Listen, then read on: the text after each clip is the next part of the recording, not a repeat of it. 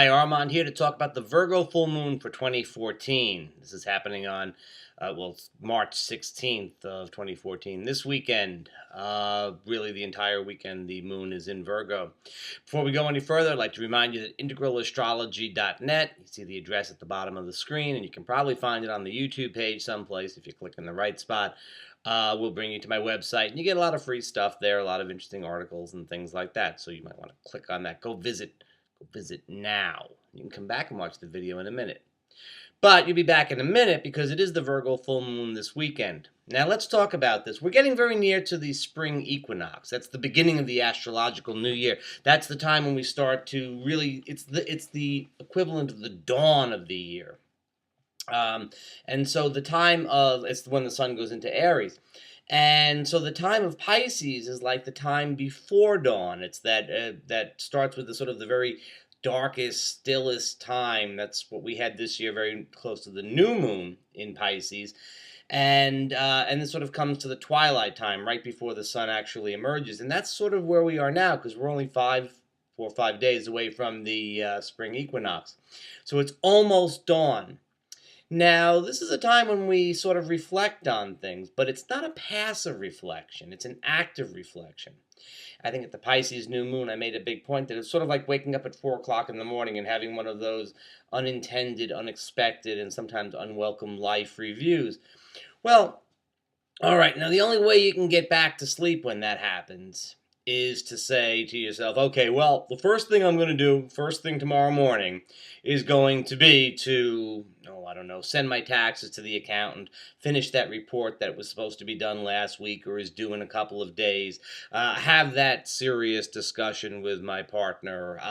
You have to decide to take some action, make a decision, and make a choice. And then when you've said, okay, I'll handle it, I really will handle it, then you can kind of go back to sleep and catch a few winks until the sun comes up and you have to get started.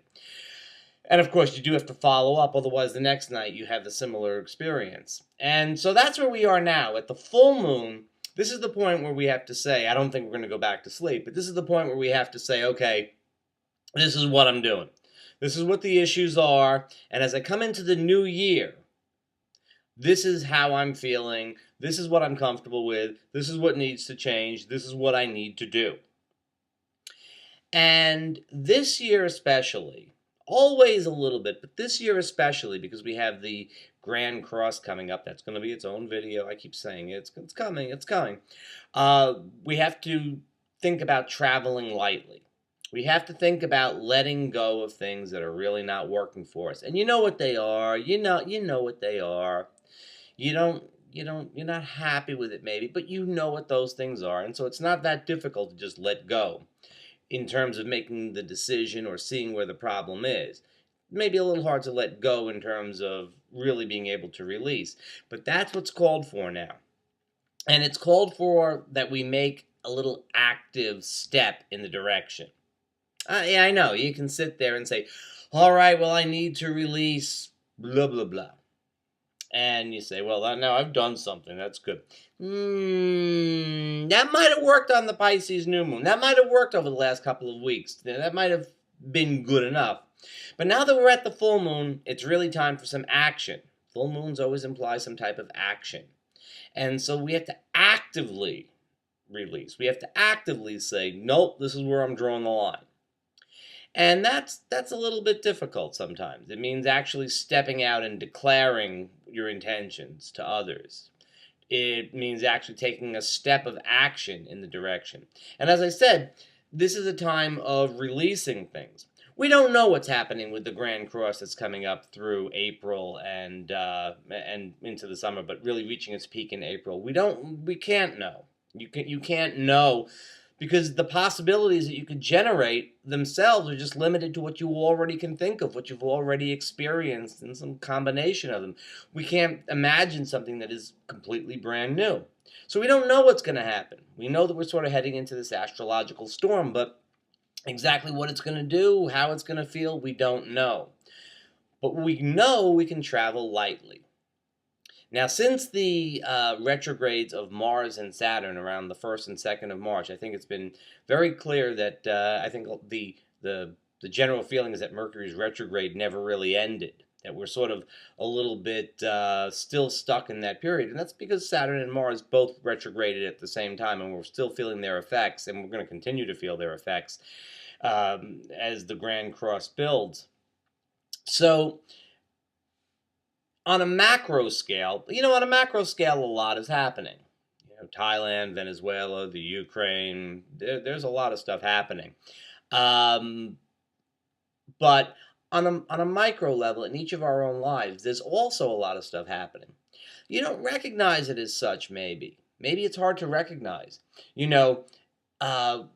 What you feel is not necessarily this big, tremendous shuddering. It's this little thing, the assumptions, maybe. You do your work on your computer. You expect your computer to be there in the morning and it malfunctions. You have an important business meeting and you're snowed in. Your train or your plane won't leave. You have a let's say a relationship type of thing. You're going to go on a date and then it gets canceled. Little things, you think these mishaps happen all the time. And yet, things that seem to have a great deal of importance, things that seem to have a great deal of potential, somehow or another can't get off the ground. And this is the beginning of what we're feeling, the sort of our assumptions getting shaken.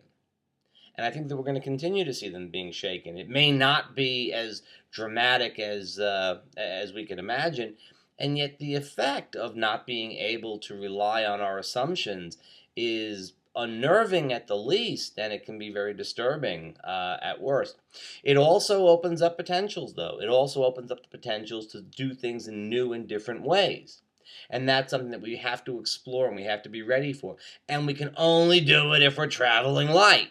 We can only do it if we have a relatively small set of intentions, a relatively smaller set of expectations, and the ability to be flexible and to see, okay, this is the best outcome I can get now, or this is, given the circumstances, this is the way I would act. Even though it may not be what I ever thought I'd be doing, this is still somehow or another what I see as being the best choice at the moment.